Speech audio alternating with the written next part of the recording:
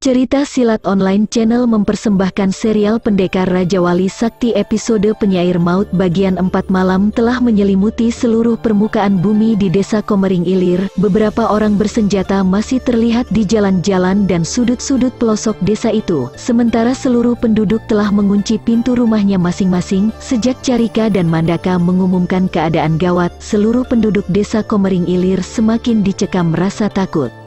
Malam terus merayap kian larut. Hawa kematian seolah-olah menyelimuti desa Komering Ilir. Anak buah Raden Gelagah yang mendapat tugas jaga malam ini ciut juga nyalinya jika harus tugas seorang diri. Mereka membentuk kelompok-kelompok kecil yang terdiri dari 4 atau 5 orang.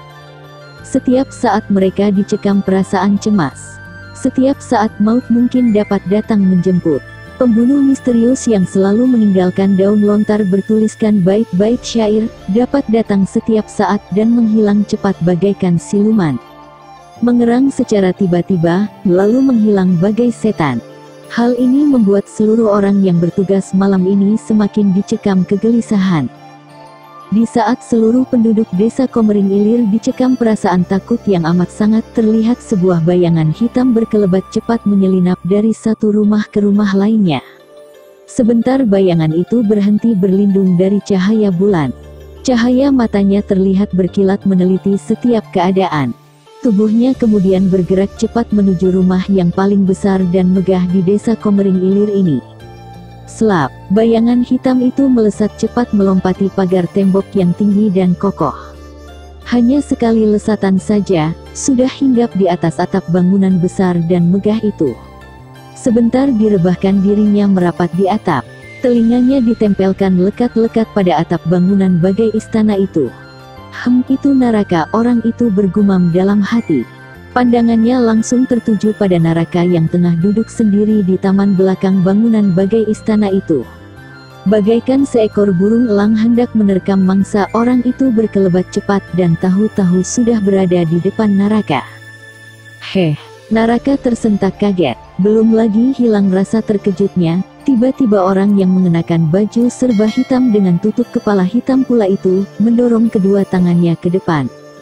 Duk, haf. Naraka mengeluh pendek. Seketika itu juga tubuhnya terpental beberapa tombak ke belakang.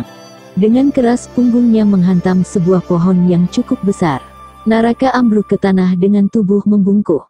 Dadanya terasa sesak, sukar untuk bernapas. Matanya berkunang-kunang. Dan belum lagi sempat mengatur napasnya, satu tendangan keras menghantam tubuh Naraka. Naraka bergulingan beberapa kali. Tendangan itu sangat keras dan mengandung tenaga dalam cukup tinggi. Tulang iga laki-laki berwajah kasar itu seperti remuk. Begitu tubuhnya membentur dinding tembok, Naraka segera melompat bangun.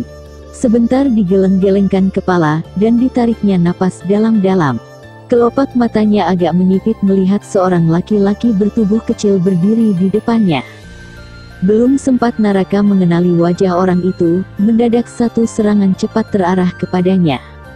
Buru-buru Naraka menggeser kakinya ke samping, dan melayangkan pukulannya ke arah dada. Tapi tanpa diduga sama sekali orang itu melentingkan tubuh sebelum serangan Naraka sampai padanya.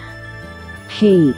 seru Naraka terkejut. Secepat kilat Naraka melesat ke atas dan hinggap di atas atap. Pada saat itu, masih sempat dilihatnya bayangan hitam berkelebat keluar dari bangunan istana ini. Naraka cepat melentingkan tubuhnya disertai pengerahan ilmu meringankan tubuh. Dua kali Naraka berputar di udara, dan melewati kepala orang berbaju serba hitam itu. Dengan manis, laki-laki berwajah kasar itu mendarat tepat di depan orang itu. Langsung dikirimkan satu pukulan keras bertenaga dalam tinggi ke arah orang berbaju hitam.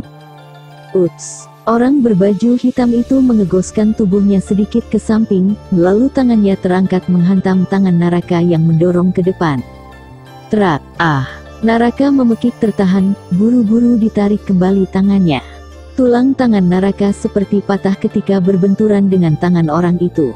Naraka melompat mundur satu tindak, tapi seketika itu juga satu pukulan menggeledek terarah padanya. Belum juga Naraka dapat berkelit, pukulan orang itu kembali menghantam dadanya.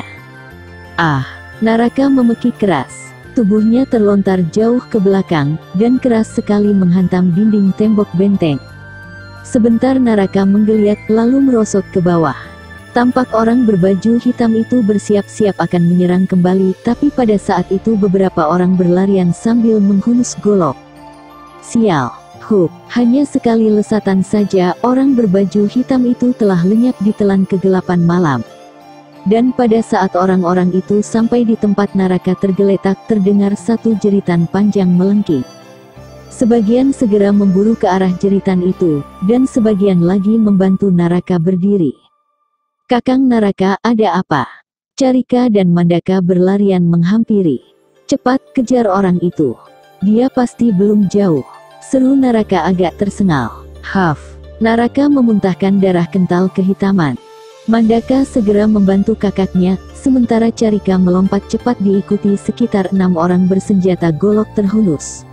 Mandaka, dibantu 4 orang anak buahnya membawa Naraka meninggalkan tempat itu. Tampak sekali kalau keadaan Naraka begitu payah. Napasnya pun kembang kempis tersengal. 2 kali dia memuntahkan darah kental kehitaman. Sementara malam terus merayap semakin larut. Beberapa orang terlihat menggotong 3 sosok tubuh berlumuran darah. Di antara mereka terlihat Carika. Rupanya orang berbaju serba hitam itu berhasil menewaskan 3 orang yang berjaga di bagian belakang benteng bangunan bagai istana itu. Malam masih menyelimuti seluruh permukaan bumi desa Komering Ilir. Carika dan Mandaka bersama sekitar 30 orang keluar dari pintu gerbang benteng yang mengelilingi bangunan megah bagai istana kecil itu. Namun ketika mereka belum jauh meninggalkan pintu gerbang, sebuah bayangan hitam berkelebat cepat memotong. "Hei!" seru Carika terkejut. Pada saat yang bersamaan, secercah cahaya keperakan melesat ke arah rombongan itu. Carika kontan melesat, maka cahaya keperakan itu melesat di bawah tubuhnya. Tapi laju cahaya keperakan tidak berhenti sampai di situ karena langsung menghajar orang yang kebetulan tepat di belakang Carika. "Aa!" Satu jeritan melengking terdengar disusul dengan ambruknya salah seorang anak buah Mandaka. Tampak sebilah pisau kecil berwarna keperakan tertancap dalam di dadanya. "Menyebar!" seru Mandaka keras. 30 orang pengikutnya segera membentuk kelompok menjadi 5 bagian, lalu menyebar mengikuti perintah Mandaka. Sementara itu Mandaka sendiri segera menggebah kudanya mengikuti arah kepergian kakaknya yang mengejar orang berbaju hitam itu. Mandaka masih sempat melihat Carika berkelebat cepat dan menghilang di balik salah satu rumah penduduk. Hup! Mandaka langsung melompat dari punggung kudanya. Tapi belum juga kakinya menyentuh tanah, tiba-tiba sebuah bayangan hitam berkelebat menerjangnya. Mandaka tidak sempat lagi menghindar. Tubuhnya tak urung terjungkal keras dan dadanya mendadak jadi sesak. Belum lagi Mandaka mampu bangkit, bayangan hitam itu berbalik seraya tangannya berkelebat cepat melontarkan sebuah benda keperakan. Mandaka buru-buru menjatuhkan tubuhnya, sehingga benda keperakan berbentuk pisau kecil tipis itu menancap di tanah. Bergegas Mandaka melompat bangkit. Sret! Mandaka mencabut goloknya yang melengkung ke atas, lalu disilangkan di depan dada. Matanya agak menyipit berusaha melihat wajah orang di depannya. Tapi malam begitu pekat, apalagi tidak ada cahaya bulan sedikit pun yang menerangi. Belum lagi Mandaka dapat melihat wajah orang itu, tiba-tiba orang berbaju hitam itu melesat cepat sambil melontarkan 2 pukulan sekaligus. Hup! Hiya! Mandaka melompat ke samping seraya mengibaskan goloknya ke depan. Sukar diduga. Bagaikan kilat orang berbaju hitam itu melesat ke atas, lalu kakinya mendupak pundak Mandaka. Mandaka hanya mampu mengeluh pendek. Tubuhnya terdorong beberapa langkah ke samping. Tulang bahunya seperti patah dan terasa nyeri menyengat. Modar! Sambil berteriak keras, orang berbaju hitam itu menggedor dada Mandaka begitu kakinya mendarat di tanah. Mandaka terkesiap, buru-buru diegoskan tubuhnya ke kanan, lalu goloknya dikibaskan ke depan disertai tenaga dalam penuh. Begitu cepat kejadian itu, Mandaka mengira tangan orang berbaju hitam itu bakal buntung terbabat goloknya. Tapi yang terjadi malah sebaliknya. Mandaka memekik keras dan tubuhnya terpental ke belakang. Sukar dipercaya. Dari balik lengan baju orang itu, tiba-tiba saja keluar sebilah senjata seperti pedang pendek tipis. Golok Mandaka terpotong jadi dua bagian begitu membentur senjata yang keluar dari balik lengan baju. Dan tangan kiri orang berbaju hitam itu menggedor dada Mandaka dengan keras. Hoeh! Mandaka memuntahkan darah kental kehitaman. Dadanya terasa remuk dan napasnya sukar diatur. Belum lagi Mandaka bisa bangkit, orang berbaju hitam itu sudah kembali melompat menyerangnya. Mandaka terperangah, tidak mampu lagi berkelit. Hiaa! Tepat pada saat ujung senjata orang itu hampir merobek dada Mandaka, sebuah bayangan melesat cepat memapak serangan itu. Orang berbaju hitam itu terkejut, lalu buru-buru menarik pulang serangannya sambil melompat mundur. Dia mendengus melihat Carika tahu-tahu sudah berdiri tegak di depan Mandaka. Pedang panjang melintang di depan dada. Untung kau cepat datang, Kakang, kata Mandaka tersengal sambil berusaha bangkit berdiri.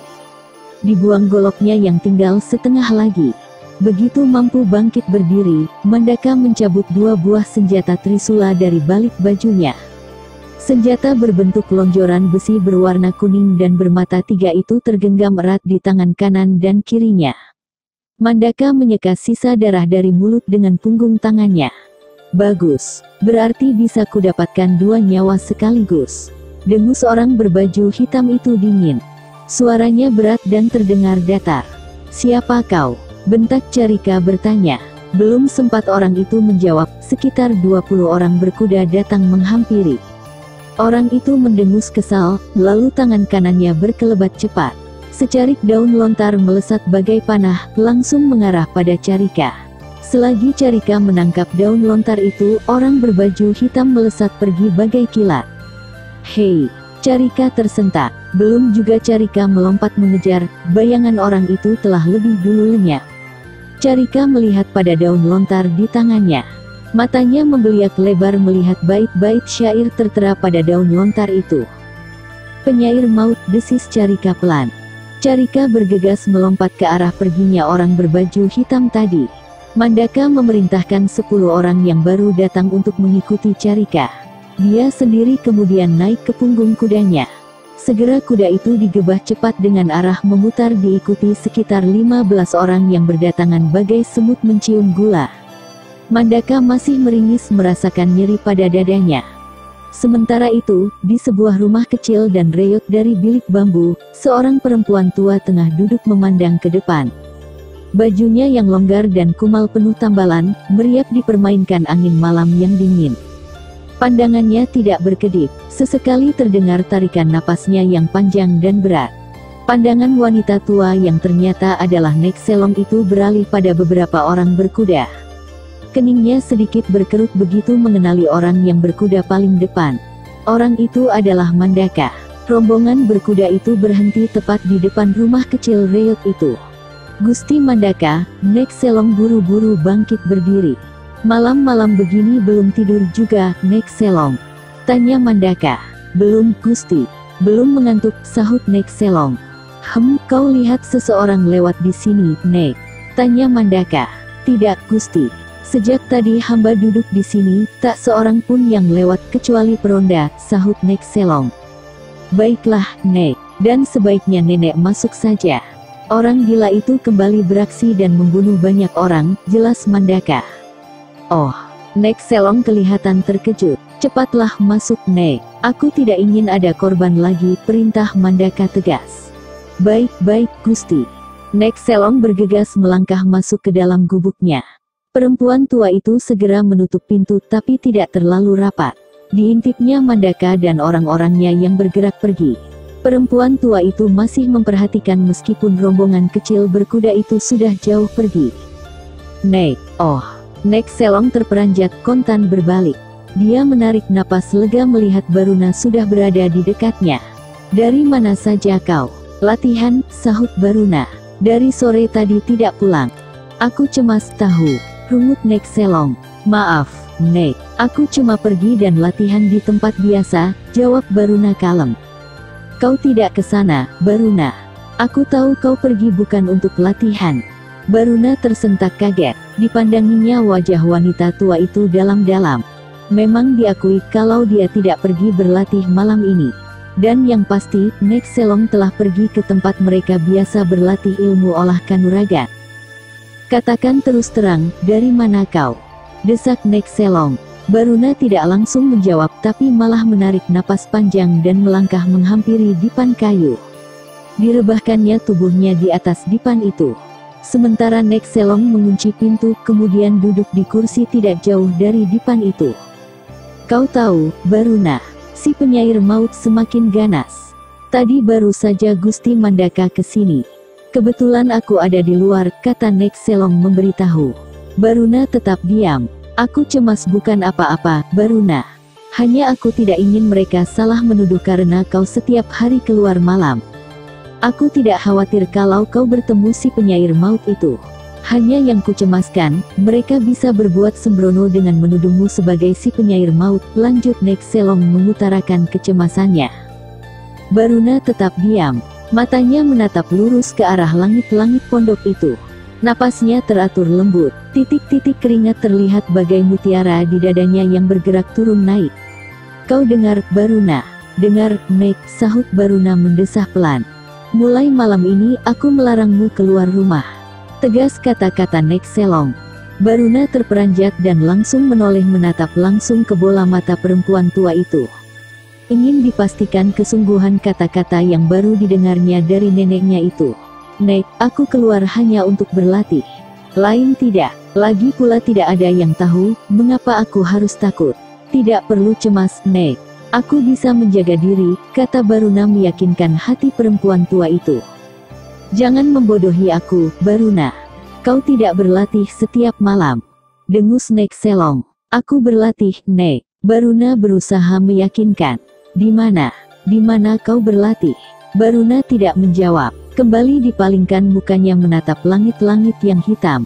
Jangan-jangan kau sendiri yang jadi pembunuh misterius itu, Baruna tebak Nek Selong langsung. Nek, Baruna terkejut. Seketika itu juga dia bangkit, lalu duduk di tepi dipan. Menyesal aku menceritakan perihal keluargamu, Baruna. Memang sudah kuduga kau pasti akan membalas dendam. Sayang, jalan yang kau tempuh tidak kusukai, suara Nek Selong terdengar lirih bernada penyesalan. Aku tidak melakukan apa-apa. Sungguh, Nek, aku. Berapa orang korbanmu malam ini? Potong Nek Selong cepat. Korban apa? Kau masih juga berpura-pura, Baruna.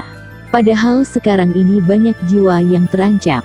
Bahkan orang yang tidak bersalah juga terancam jiwanya karena perbuatanmu.